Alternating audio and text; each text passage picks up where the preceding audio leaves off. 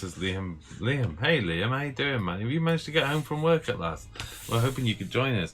Desmore, you can still decide on your realm of origin. Yeah. Okay, there you go. Yeah. Okay, let's talk points. What do you want to talk about first? Significant winners. Jeez, Maggotkin and Nurgle. Yeah, Maggotkin have gone down low. They got massive 20-point drop on Blight Kings and Puskull Blight Lords. Plague Drones going down by 10 points. Plague Bearers going down by 10 points. It's just huge. Even Rotigus and Great Unclean Ones going down by 20 points. I think. Yeah, I mean, looking at your they're going from 320. Looking at a lot of your 2,000 point list, I think you dropped down about 140, 160 on some. Yeah, I think I pretty much had enough to now put in another character or something, which is really nice. Yeah, not going to complain about that. I mean, you wouldn't necessarily stick another unit in for that, but you'd definitely stick another character. Yeah, I mean, because like my 2,000 point list didn't have the Harbinger in, which, you know, you always want to take a Harbinger, so now I can actually fit it in, which is amazing. Anybody watching the show, if they want any questions, then fire them in the chat and we'll look out for them as well. So let us know. Got a big drop on things. Yeah, it just didn't feel like enough, to be honest. You know, but... Yeah, I'm trying to think, like...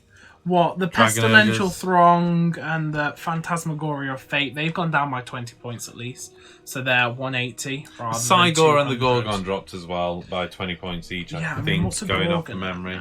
Gorgon's coming in at 140. No, Cygor's 140. Oh, what's the Gorgon's 160. Okay. Yeah.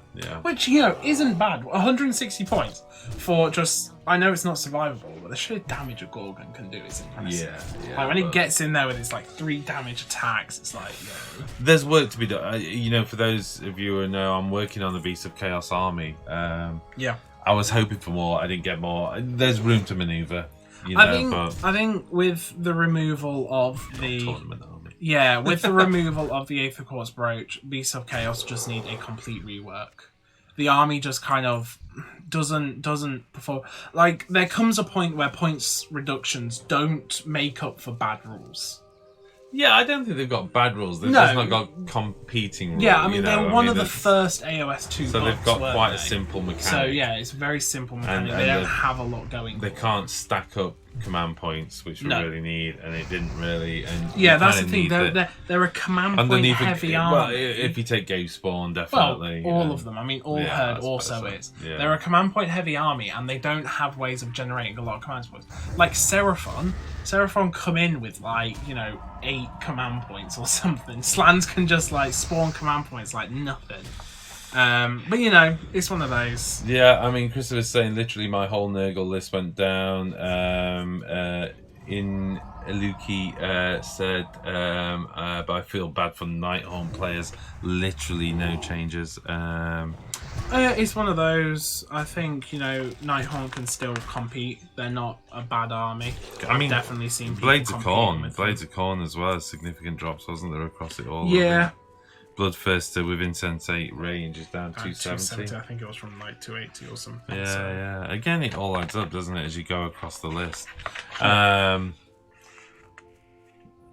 What have we got there in the chat? Sorry, I was just chugging Stormcast. Well, literally, like all of Stormcast went down. I think Demonettes have gone up a bit. Demonettes 110. Yeah, I think they lost their battalion bonus. Okay. And I think they, like, Keeper of Secrets gone up a bit as well. So. Yeah, let's hold on a second. It's pretty tricky to do this left-handed, but I'm doing my best.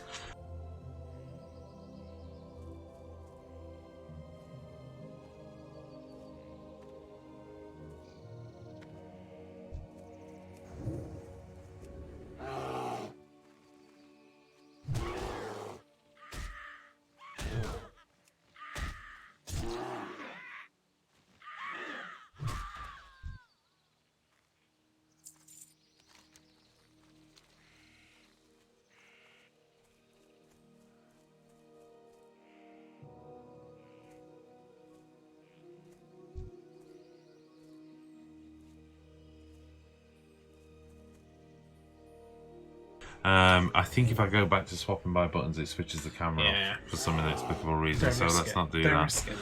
So yeah, what else? Any other big winners in there for you?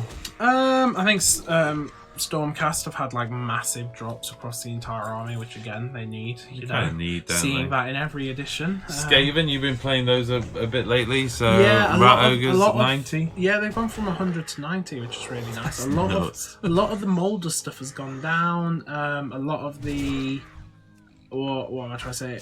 The Scryer stuff kind of stayed where it is. The stuff you see competitively kind of stayed where it is. Yeah, but some significant shifts across some. Yeah, okay, I see what you mean, and I think that's what we're seeing, isn't it? Is what they're trying to do with some of this point shifting. I think is to make the less competitive units more attractive.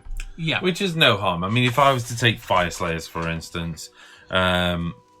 If I can find them. This is the thing. I think it was mainly magma drops that have gone down in Fire Slayers. Some bits are confusing in this book, I must say. You're still on death. Still on death. It's a long way to. It's a long way to. Yeah. Oh my goodness, there's so many order. It's like the order take. Oh, lost it. You've gone too far. Just gone too far. And everybody's just having to watch us flip backwards and forwards through a book, infuriatingly so. Yeah, this is very confusing. So they had all the magma drops go down by 10 points. Sweet. Volkite Berserkers. What does anybody know what's changed about Volkite Berserkers? I don't. 140 points. I was pretty certain that's what 10 Volkite Berserkers cost. Yeah. So I'm so confused. Some of the stuff which hasn't changed. They max out at 30. You couldn't take 40, could you? No. Still don't have a battalion bonus. Half guard are maxed out at 20 now. Yeah. Yeah. Actually, you know what? That's an old one. That's an old one, isn't it? Yeah, but I think it's because it wasn't in the last General's Handbook. So it's a shift from the General's Handbook. It's something in between. Lords of the Lodge gone up by 10 points. Thank you, because that is such an annoying battalion. Yeah. Ideneth Deepkin have got a bit of a points reduction, which is nice. The Marathi Thralls going down again. Maybe you'll see some more of them on the table. The aspect like Lotan coming in there at 70 points. Somebody's asking more tribes. Were they untouched? As far as I'm aware, Destruction, you're in the right place. I'm in the right place, but let's see. Ogre more tribes. Yeah, untouched. Untouched. Again, it was a newish book. Oh, sorry. Camera and again, there. You know what? I think Ogre More Tribes is one of the most balanced books out there. I think it actually kind of works. Maybe apart from Stonehorns. Stonehorns are a bit insane when you stack the +2 to hit. That's still cool. Yeah, but they die though. I mean, they hit really hard, but they can die. So yeah, I think ogres are actually quite a nice balance book. Yeah. What else have we got? Trogs. Trogs not very competitive, but they got a nice decrease. Agreed. Yeah. You're happy about that? I'm happy about that. So I've got a Trog army on the side, as I like to say. Ideneth Deepkin. Yay! Which of course again, people who are watching the battle reports know I'm working on Ideneth Deepkin. I think Thralls. 120 to 310. Is that down or up? I think they were 130 to begin with. Yeah. The Leviathan down to 310. The Achillean King down. The Eidolon of Maflan down to 380. 360 for the Aspect of the Storm. I love how Lotan. I mean, to be honest, Lotan should be about 4 points. I think. I don't know. He's not bad now. I think he gives reroll ones to. Sorry, I had a good old giggle to myself there. Voltornos 270. The Alapex is down to 100. That's a classic example of just going down. Yeah, I mean that's a classic example though. There comes a certain point where reducing points doesn't do enough. You need to see a new war scroll. A new war scroll. Because they're just horrendous, and I still wouldn't pay 100 points for them. I'm not saying that it's okay at 100 points, but there's just too much else you would take on top of it. So it just needs a better war scroll, basically. Reavers 120, Morsar and Ishlan remaining the same. Which I'm okay with that. I don't mind that.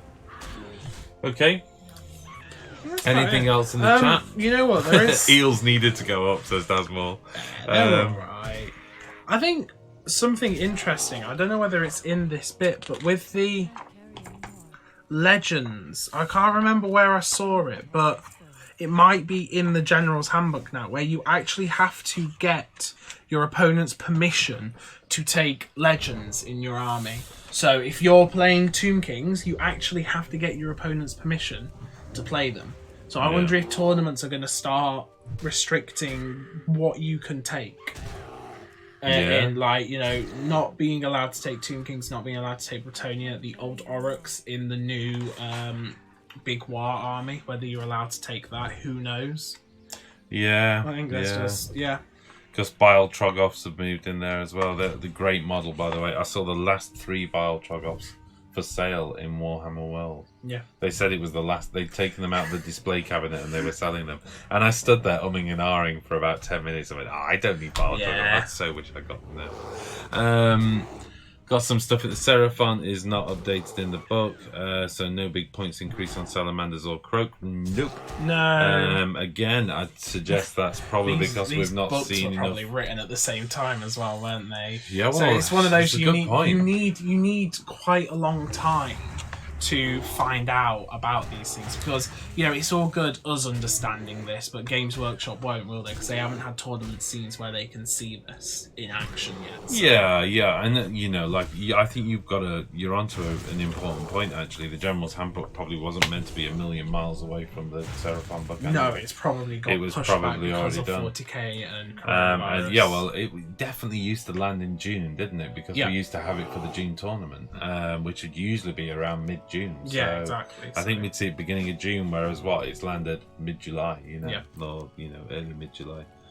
Have you ever thought about doing a faction tier list? No, actually. Maybe we should, but there's a lot of people. Yeah, well, but I mean, from an opinion point of view, you can still express opinion, can't you? How about flesh eaters in points? Well, let's have a quick look. You know what? Let's have a look, because if ghouls haven't gone down to 40 points for 10, I'm still not playing or them. Possibly even 3 points for 10. Flesh eaters, bless them. They do need something, don't they? No, gone too far. Nighthorn. Fumbling with pages. I'm just going to bring it up on screen before I even look. Crypt ghouls, not touched. No. This is the thing. They released that post General's Handbook points change, didn't they? Yeah. Which that's what some of the people are saying. I think some of these stars are. Yeah, that's what some people have said on the chat. Actually, it was just post Handbook PDF changes, wasn't it? Yeah, which I think is basically the same for Flesh Eaters. The Archregent at 240, the Ghoul King at 160, the Terrorgeist at 420, and the Horrors at 130 were always like that since. Yeah, I mean, we've got a couple of people pointing out as well. There's, as ever with these things, 2 weeks after any release, you get an errata or a PDF. So a lot of people are expecting some additional stuff coming in the errata. Yeah. So maybe Seraphon will get an adjustment in the errata. Once they've had kind of a tournament season. Well, and also this has been committed to print. You've got to sell it, and then it will come out with the changes and those kind of things, won't it? So I think you're absolutely right. We'll probably see some of this in the next 2-3 weeks and see some changes. Yeah. Hopefully they'll maybe some of the people will watch this show and dramatically reduce Runefather on Magma drop down to about 120 points. Definitely. Seems OBR stayed where they are. OBR. Sad. What else we got? Some questions here. Did we do Flesh Eater or Sylvaneth? You know what? I haven't checked Sylvaneth, which I probably shouldn't I? Seeing as they're I think officially they're my second army. Iden Deepkin being the third. Here we go. Stormcast Eternals. I think we're in the right area now. Sylvaneth. I think it just looks like the PDF changes again. Oh, you know what? No, Kurnoth Hunters have all gone down by 10 points. Woo! They've gone to 190. Yeah. Yeah. 190. Okay. Spirit of Dearth, who I think's gone down a bit. No, he says as he gets. May have been 320. War Scroll Builder up. Alariel stays at 600. Although it's flagged that it's changed, that's definitely a PDF change. For sure. That's one. That's kind of an annoying thing. That may well have changed, by the way, the list builder. Well, we're about to find out, aren't we? Let's hope they haven't updated it yet. Units, Kurnoth Hunters are still at 200. Yeah, so Kurnoth Hunters have dropped. Spirit of Death at 300, so he hasn't changed. Tree Lord Ancient at 260, who hasn't changed. Tree Lord 180. Pretty certain. Yeah, that's what it was. Changed, yeah. So Colonel Thunder's going down by 10 points, considering they were the most points efficient unit in the army. That's not bad that they've gone down in points. I'm thinking about, you know my bugbear with Sylvaneth is I wish the Revenants were better, basically. So it feels like they've made already a good army, even already a good unit better. Yeah, and haven't fixed or something more points efficient, and still haven't addressed my biggest issue, is for me the Revenants with their martial prowess need to just be better than Dryads. It's one of those, they are technically better than Dryads. They're 3s and 3s instead of 4s and 4s, and they have a -1 rend. The only thing is they're 80 points for 5. And they don't get the bubble effect against opponents. No, or the maybe trees. if they were like 120 for 10, if you had to take them in bigger units. I'd be happy at that. Yeah, I think that would be. But it's probably not going to happen because they come in boxes of 5, so you always have that limitation, don't you? You never know. Okay, what else have we got going up in the chat? Dryker back down to 300 points. Runefather reduction seems fair. Agreed, Tim Pitcher. Spot on comment.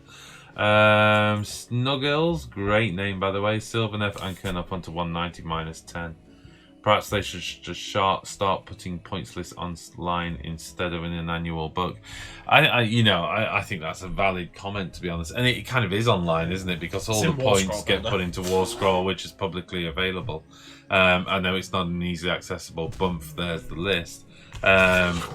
But I mean, this is really just an annual snapshot, isn't it? Here's a snapshot of where the points are at this year. Yeah, that doesn't stay like that for long. Another tournament season hits, and then they have some more adjustments and stuff. Yeah. So I think the thing is, with the General's Handbook, I really like what they're doing with the General's Handbook. The point side for me is neither here nor there. I don't, and you get it, it's included in it. There is a save the environment argument that says there doesn't actually need to be a physical book really for pitched battle profiles. No. But the General's Handbook I think is really nice. There's a few things we haven't explored today, but we're definitely going to explore on the channel. Yeah. One of them being the flying battle game. We're going to try it at least. We'll give it a go. I mean, our most recent battle report was meeting engagement. It was all right. I quite like meeting engagement, but at the end of the day, I keep coming back down to there's so much to explore in the main game format. Yeah. Excuse me. What else didn't we really cover? There's the coalition. Yeah, which we think may come into play. Interestingly, they've given tournament packs for Coalition of Death. Which makes you wonder, for us, we're quite... Can I widen this up a bit? We're quite a big Throne of Schools players. A lot of people know we like to attend pretty much every Throne of Schools they do. Yeah, particularly the doubles as well. So the doubles, whether they'll start adopting this Coalition of Death, it's really cool. I don't know whether they may adopt the Matrix, but I doubt the other bits. Because there's I hope so. There's cool bits where you can backstab your opponent and stuff. That's not Coalition though. That's in the in the Conquest Unbound. No, the Conquest Unbound. I thought it was the Coalition. No, I don't. Where you can. Oh, maybe not. No, maybe it's not Coalition. Coalition is just the group plane, and then you've got the. What's it called? It's not Conquest. It's in the open play bit. It's in the open play, isn't it? Yeah. Essentially, the new version of. What was the game system where Triumph you had Triumph and Treachery? Although this time it's not Triumph and Treachery though, because it's not free for all.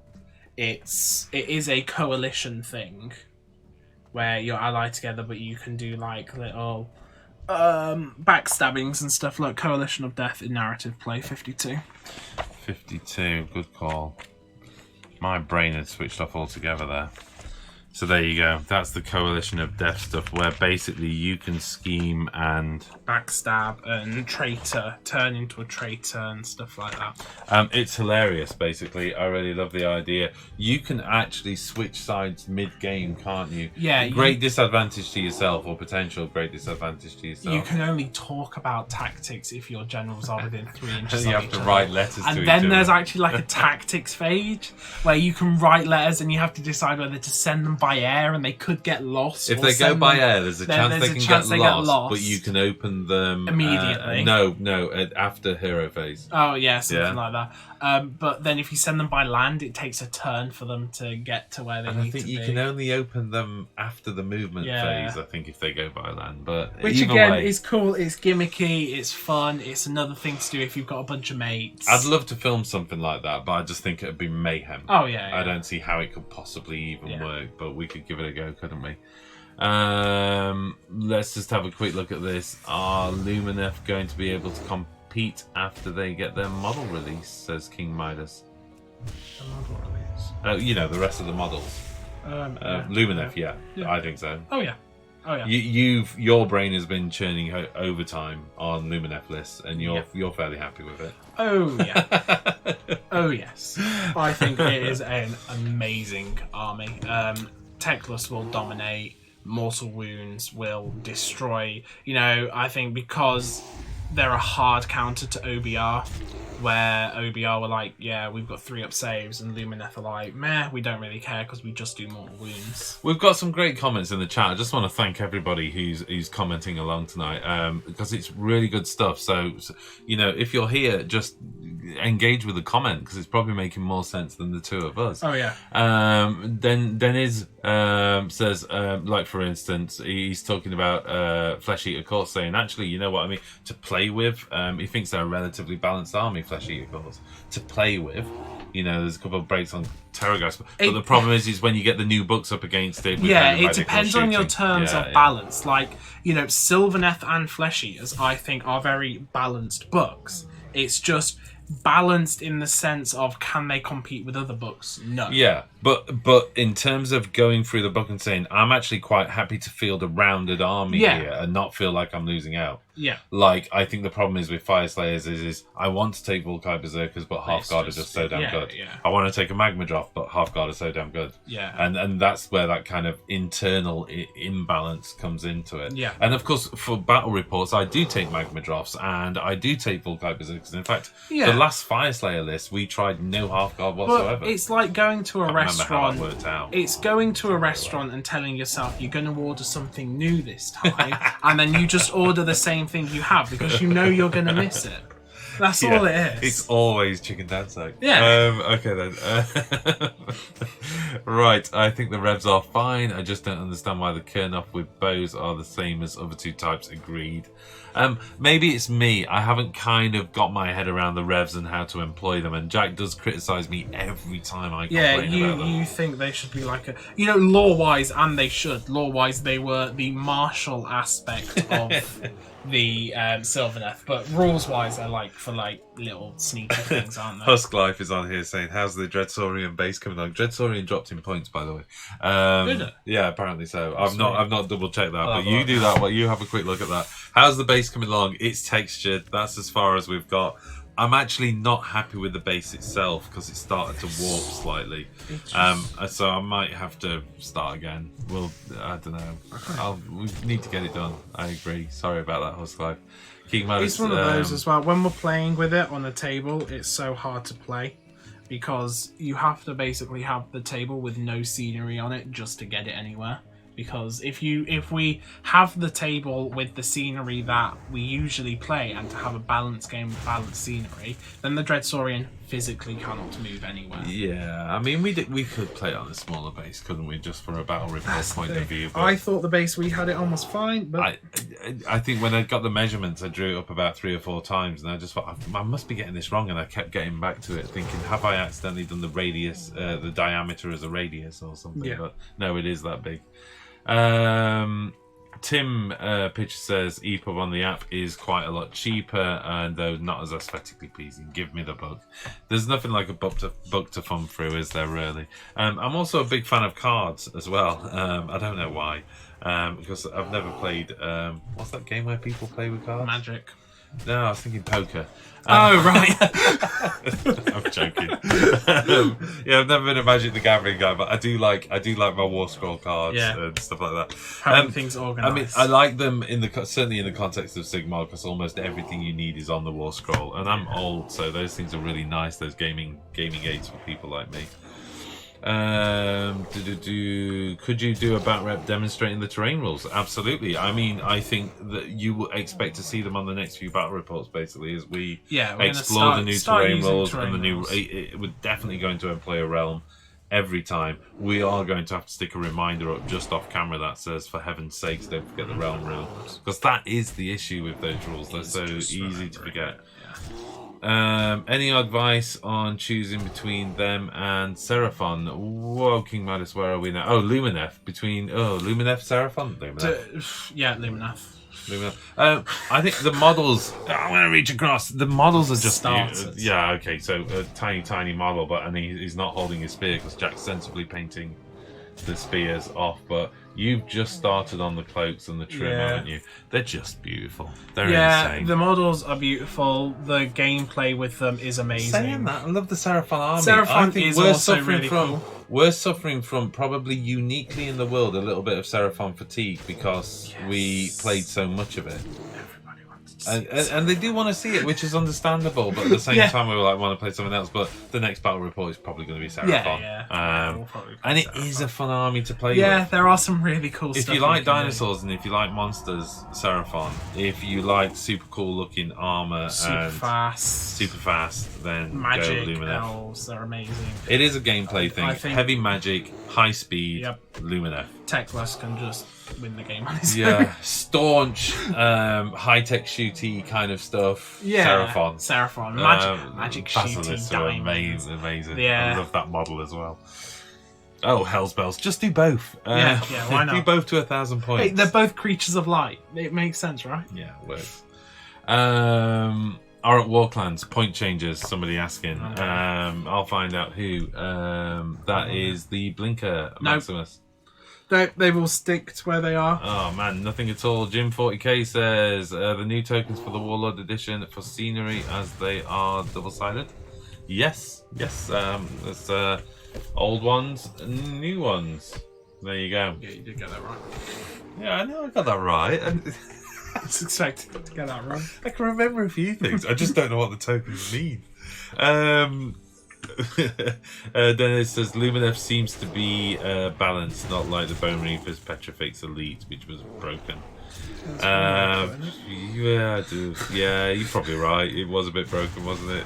No, you're not probably right. You're definitely right. I don't know if LBR just needed needed an FAQ. Techless dies turn 1. Yeah, okay. Depends how you're playing him, I guess. More power creep, So, do you expect the points for the newer books in the FAQs of the General's Handbook or in a separate FAQ for the tomes? You know what? It's just impossible to call. I'd like to think they've probably rounded it up. I mean, as much as there's been social distancing, I know that the Games Workshop people have continued to play test, feedback. It's just not at the volume they're used to. Yeah. And normally when something happens inside a battle tome, then the help desk at customer service at whatever, that email inbox just gets hammered and they can respond to that. And their own play testers can kind of look at what's going off and say, okay, well, this is what's happened. I don't think they've had that opportunity. So it's hard to call. To be honest, and we'll find out as the weeks go on. Okay, guys, anyway, I did a little research on some armies. All battle turns from Cities of Sigmar onwards will not get point changes in the actual General's Handbook, but will get an update in digital form, says Rage. So there you go. Make him fly, Jack. I don't know what that's referring to, but it sounds good. Give him fly. Everybody's saying that. What were you referring to? Lumineth? I have no idea. I don't know now. Certainly not the Imperial Guard tank. Who knows? The Warlord edition was great. It was great this time, I think. I agree. I really like the Warlord edition. Yeah. I'd like to say, big fan of the cards, big fan of how the pack came out. So it's nice and organised. One little point I want to make, and it's really quite trivial, but the packaging, when it arrived, it got a right old smack in the corner, and I was like, oh no, my bug, and then I opened it up. And look at that nice bit of packaging. So they know we want the corners of our books nice and neat. I just love that. Thank you, Games Workshop, for saving the corner of my book. If you like giant spears, play Lumineth. That is one of the only problems. You know, I think Dasmore, you're probably going to agree with this, Jack. We need a vampire battle tome now. I can't. That is actually one thing I want to mention. Blood Knight's down to 180 instead of 200, and Neferata's gone down, so those female vampires might be getting painted soon. So you're doing an entire custom build? Yeah, a converted Neferata army, so it's all female vampires mounted on Blood Knights, using the Furies as Vargeist, having like 2 of them together as like the male thrall. She just, you know, creates as mindless monsters and stuff, and she only reserves like the pure bloodline. And your base models, there's a bunch of stuff going on. Yeah, I think it's going to be Sisters of Silence from 40k. Maybe grind away some of the Aquilias and stuff, but I don't actually think there's that much on it. It's really interesting. They've just got really super nice cool suits of armor. I know Luke was kind enough to give the Bladegeist Revenant swords, which are the really cool death swords. The really cool slim death swords. So I'm going to be adding them. Almost like 8-foot long rapiers or something. Probably going to be using like Marauder Horsemen without the chaos stuff, because it's kind of that nice chunky warhorse feel which the vampires are meant to have. So Dennis saying, I think the next great thing will be Sons of Behemoth. I'm agreed. I'm looking forward to that. It'll look cool.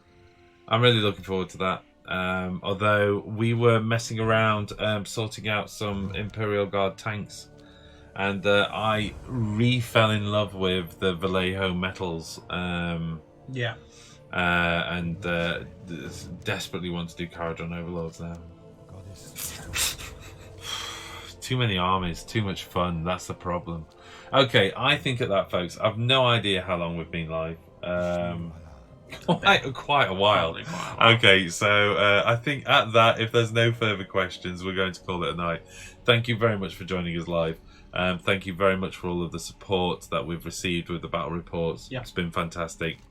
Sorry there's no battle report, but there was work to be done. The good news is all of the overlays and artwork have been produced for the new missions. We're going to start from the front, probably work our way to the back. Maybe. Well, I might do it random order. Who knows? Should we roll it? We'll see. We're going to start working for the new missions literally, probably not tonight, it's getting a bit late, but certainly as the week goes on, we're going to get the new missions done. We'll be playing those auxiliary objectives.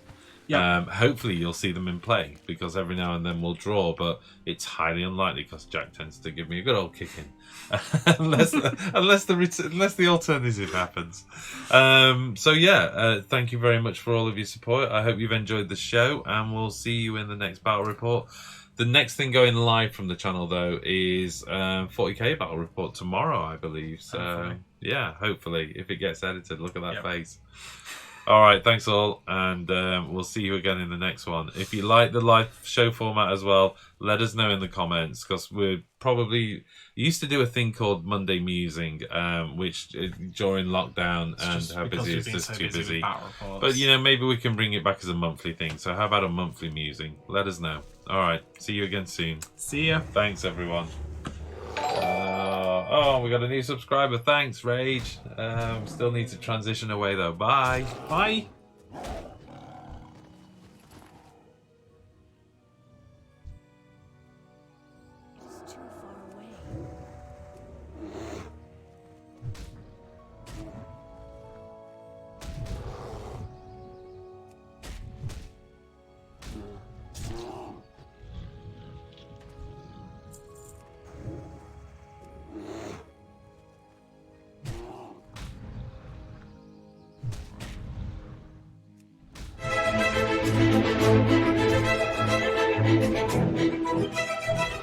Hello and welcome to a brand new General's Handbook 2020 Cities of Sigmar versus Sylvaneth Battle Age Report. of Sigmar! Yeah! Wargamer Applied. The hope of wargaming.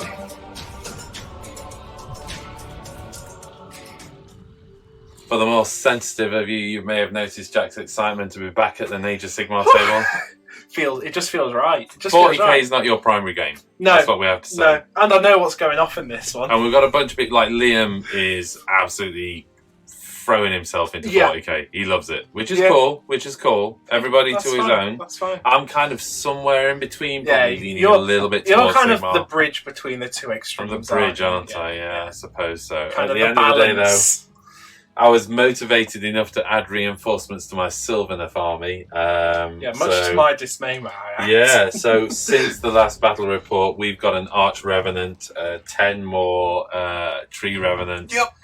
3 more Kernoff Hunters with swords, Yep. and 3 more Kernoff Hunters with scythes. Yes. I'm not happy about it. I'm pretty scared. But Before we go anywhere, I just want to thank the community. Age of Sigmar community is brilliant. It's absolutely fantastic. We've always felt incredibly welcome at events, tournaments, pick-up games at the local store. But the welcome community that we've had as we've been working through lockdown, and playing Sigmar games for you people, it's just been absolutely fantastic. Kept the sanity in check. And it is. It's like every morning you wake up to some really cool comments. And of course you get some stuff that's like, I love this, I hate that, which is cool. You know what I mean? It's like, it's good to know what you like. It's also good to know what you'd like us to try and change. Right, so thank you very much. I tell you what, while we throw up a whole bunch of thank yous and little screenshots of what people have been commenting on, let's just talk a little bit about General's Handbook 220 before we get into the mission. So I was going to say, in response to the mission, this is one of the new missions, Blade's Edge, because there was among pretty much all of the core rules and 2019 being revamped and ready for 2020, they did add this one, the Blade's Edge, and another one, and I'm going to look really bad and not remember the name of it. I do apologise. But so there's 2 new battle plans introduced to General's Handbook, and we're trying this one. There's a few things we're trying as well. In celebration of General's Handbook, we're playing the full rule set, which means we are playing terrain. So we've got the scenery rules in place. We've got terrains and There's realms. tokens everywhere. We bought the General's Handbook 2020 Warlord Edition. If you've not seen the review, there's a link on the video somewhere. That game with all the tokens for terrain and new objectives as well. And in celebration, you'll be seeing shortly we've developed a whole new set of overlays and graphics as well in celebration of this. But we thought we may not do this every time. This is a little bit experimental. We're going to see how it goes. Yeah. So let's get some background information going, and then we will jump into the armies and mission. So before we get into that, then let's talk a little bit about the changes. Realms, for starters. They've made realms streamline. Instead of having like this massive chart and all these spells you have to remember, and most of the time the chart not even doing anything, it's now all just on this one little card. One wee card. I really like it. Yeah. Basically, essentially what you've got is a Realm Sphere magic, you've got a Realmscape feature, you've got a Realm artifact, and a Realm command. Yeah. Now, both of us looked at the artifact, which was essentially giving your hero heal 1 wound allocated to the bearer, and didn't bother with it.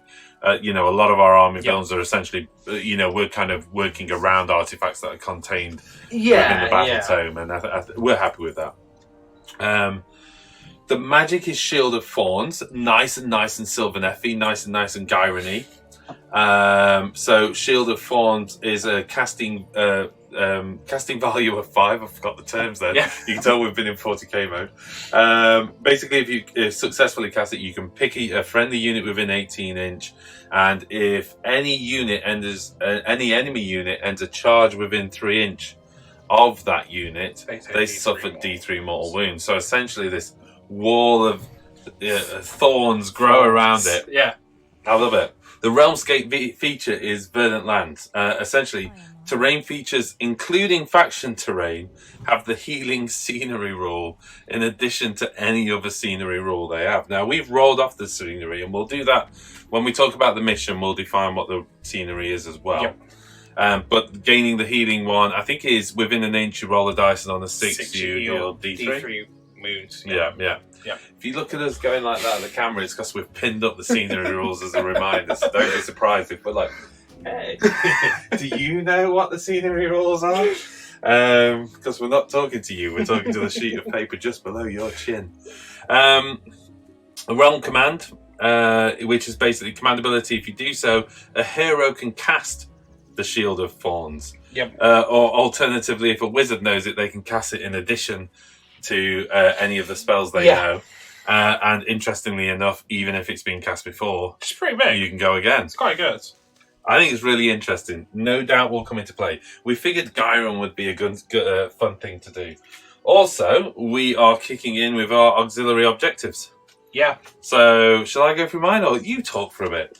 Yeah, okay. So the new auxiliary objectives, you get to choose 2 every game. Whoop, whoop. And they just determine draws. So, yeah, in my entire career of Age of Sigmar, several tournaments and everything, I think I've had 1 draw. So I know. It's a differentiator. We've chosen it. I think it's interesting because I actually think there's nothing wrong with you house ruling and saying secondary objectives are worth X points. X points, going through the ones which are harder to do, and maybe, or just give them all 2 points. I've gone with prize possession, which is I pick a hero with an artifact of power, and if he doesn't die, that I win. And cornered, so if I have 2 or more friendly units within 3 inches of the same hero. And I have a lot of like small units. I think that's going to happen. You've got a lot of small units. I've got a big ass hero. Yeah, exactly. No offense, Alariel. I chose Overwhelm. So if the enemy has a hero slain in an attack by melee weapons by a friendly battle line unit. Yeah. Now, that seems insane, because my battle line are Tree Revenants. But I do have a little sorceress. You do. I also have a Branch Wraith and the ability to keep pumping out Dryads. So I kind of figured I'm going to be hassling you with Dryads throughout the game. So if I can just get a hero down to the last couple of wounds and then throw the Dryads in, that's what I'm thinking. Vengeful Counter is my other one. So basically, if any enemy units are destroyed in the same turn, that friendly units are destroyed. Kind of figured odds on that's going to happen at some point. Yeah, you kind of expect. And you again, can almost with a lot of like small units, and you as well don't exactly have big units. And and if I'm in a position where there's an activation, we're kind of activating on and off. Yeah. And I'm thinking, well, I don't really need that unit to survive, so I'm just going to leave it to the end to force your hand to finish the unit off. Maybe if I know I've killed something somewhere else. Yeah, I don't know. It just seemed interesting. Right. Without further ado, sorry for the long introduction, folks, but we do these long-form battle reports anyway, so if you're still here, you probably knew what you were in for. Let's get into the mission. Yep. So, the battle plan for today is the Blade's Edge. Here it is with the lovely Warlord Edition card. And it says here, 2 armies collide on sacred ground that is prized by both generals. So close are the key areas of control that rival warriors cannot help but come into contact, no matter where they choose or make their stand. So I think for this mission, I guess, is the Sylvaneth and Alariel are growing their trees a bit too close to Hammerhell Gyra. They're getting a bit worried about these trees growing on their city edge walls. Of the forest, the city walls. So they're pushing out.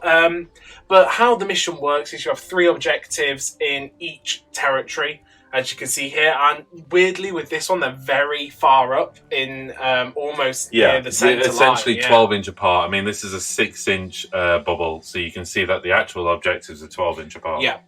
At the start of each battle round, after the first, the player taking the second turn in the battle round can pick 1 objective on the battlefield and remove it from play, which I really like. Again, it's one of those, they're introducing more and more rules now to make you think about taking a double turn or something.